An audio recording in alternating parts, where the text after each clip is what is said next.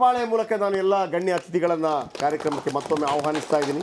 ಮೊದಲಿಗೆ ಡಾಕ್ಟರ್ ಶಿವಣ್ಣ, ನೀವು ಹೇಳಬೇಕು, 75 ವರ್ಷಗಳಾಯಿತು ಭಾರತಕ್ಕೆ ಗಣರಾಜ್ಯೋತ್ಸವದ ಈ ಸಂಭ್ರಮವನ್ನು ಆಚರಿಸ್ತಾ ಇದ್ದೀವಿ. ಎಷ್ಟು ಅಗತ್ಯತೆ ನಮ್ಮ ದೇಶಕ್ಕಿದೆ ಸೈನಿಕರದ್ದು, ಆ ಸೈನಿಕರಿಗೆ ಜನಸಾಮಾನ್ಯರು ನೀಡಬೇಕಾದಂತಹ ಸವಲತ್ತು ಅನ್ನೋದು ಬೇರೆ, ಅವರ ಜೊತೆ ಸ್ಪಂದಿಸಬೇಕಾದಂಥ ರೀತಿ, ಯಾವ ರೀತಿಯಲ್ಲಿ ನಾವು ಕೂಡ ಯೂನಿಫಾರ್ಮ್ ಹಾಕದ ಸೈನಿಕರಾಗಿರಬೇಕಾಗತ್ತೆ ಅಂತ. ಸರ್, ನಾವು ಇತ್ತೀಚೆಗೆ ಉಕ್ರೇನ್ ಯುದ್ಧ ನೋಡಿದ್ವಿ, ಅಫ್ಘಾನಿಸ್ತಾನ ನೋಡಿದ್ವಿ.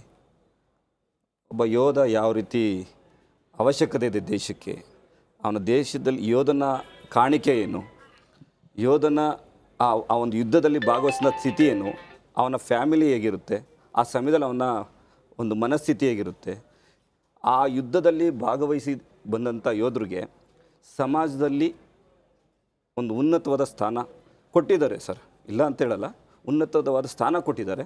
ಆದರೆ ಬದಲಾಗಿ ಎಲ್ಲೋ ನನಗೆ ನಾಟಕೀಯವಾದ ದೇಶ ಪ್ರೇಮ ಕಾಣ್ತಿದೆ ಇತ್ತೀಚಿನ ದಿನಗಳಲ್ಲಿ ನಾನು ನೋಡ್ತಿರೋದು. ಅದಕ್ಕೆ ನಾನು ಹೇಳೋದಂದ್ರೆ ಒಬ್ಬ ಸೈನಿಕನಿಗೆ, ಯೋಧನಿಗೆ ಒಂದು ಉನ್ನತ ಸ್ಥಾನಮಾನ ಕೊಟ್ಟು ಆ ಗೌರವ ಕೊಟ್ಟರೆ ಯೋಧ ದೇಶ, ಜೈ ಜವಾನ್ ಜೈ ಕಿಸಾನ್ ಅಂತೀವಿ ನಾವು. ಯೋಧರ ಬಗ್ಗೆ ಒಂದು ಒಳ್ಳೆಯ ಅಭಿಮಾನ ಇಟ್ಟು ಈ ಒಂದು ಗಣರಾಜ್ಯೋತ್ಸವದ ದಿನವಾಗಿ ಒಳ್ಳೆಯ ಗೌರವ ಸಿಗಬೇಕು ಅಂತ ನನ್ನ ಭಾವನೆ ಸರ್.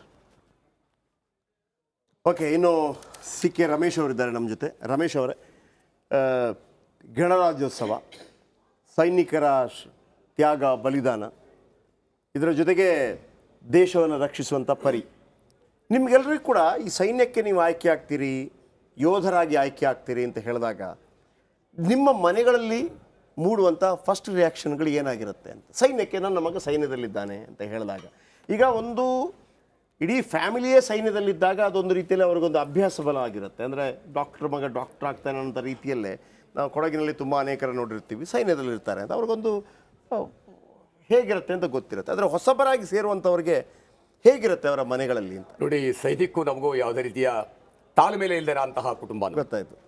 ಯಾಕೆಂದರೆ ಈ ವೃತ್ತಿಗೆ ಹೋಗೋಂಥವ್ರು ಕಡಿ ಬಡಿ ರಕ್ತ ಪ್ರತಿಯೊಂದನ್ನು ಕಾಣಬೇಕಾದಂತಹ ಪರಿಸ್ಥಿತಿಗಳು ಹಲವಾರು ವಿಚಾರಗಳಲ್ಲಿ ಬರುತ್ತೆ.